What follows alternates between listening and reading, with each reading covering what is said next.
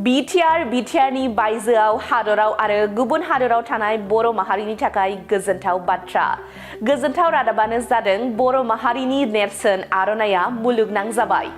बर' माहारिनि नेरसोन आर'नाइया मुलुगनां जानाया बर' माहारिनि थाखाय गोजोनथाव आरो गोग्गाथाव।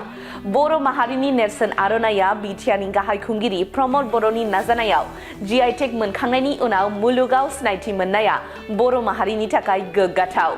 मिथिनो मोननाय बादिब्ला भारतनि लाइमोन आरो मिरुनि बायजो हायुङारि बिफाननि मन्थ्रि पवित्र मार्गेरिटाया Philippines, the republic of Palau and federated states of माइक्रनेसियायाव दावबायहैदोंमोन।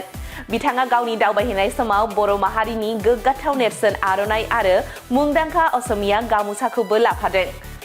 पालाउ सुबुं खुंथायाव पेलेलिउ रायजोनि रायजो बेंगिरि आरो मार्शेल द्वीपफोरनि बायजोआरि मन्थ्रिजों सावरायनायजों लोगोसे बिथाङा बर' माहारिनि गोग्गाथाव नेरसोन आर'नाइ आरो मुंदांखा असमिया गामुसाखौबो दिन्थिदों।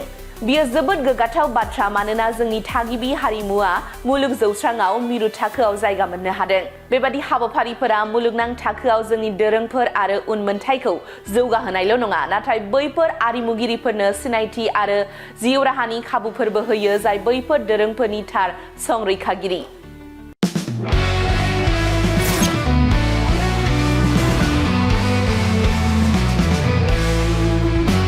नोंथांनि जिउआव जायखिजाया खामानियावनो हेंथा नुजाथिदों नामा? गोब्राब नाजासेयावबो जिउआव जाफुंसारनायखौ मोननो हायाखै नामा? जुदि नोंथाङा बेफोर बायदि जेंनाफोरजों मोगा-मोगि जानांदोंब्ला बे खेबनिफ्राय जिंगासिनांगौ गैलिया। मुलुग दरबाराव तन्त्र मन्त्रनि थाखाय बयनिख्रुइबो मुंदांखासिन थावनियानो जादों मायां।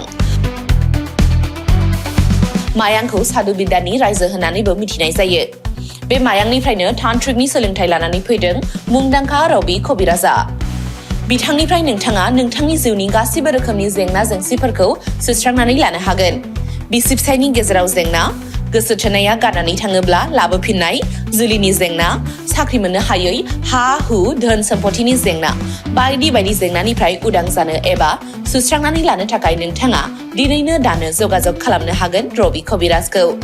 रबि कबिराजखौ जगाजग खालामनो थाखाय मबाइल नाम्बार 7099193841 एबा 7086047381 आव कल खालामनो हागोन।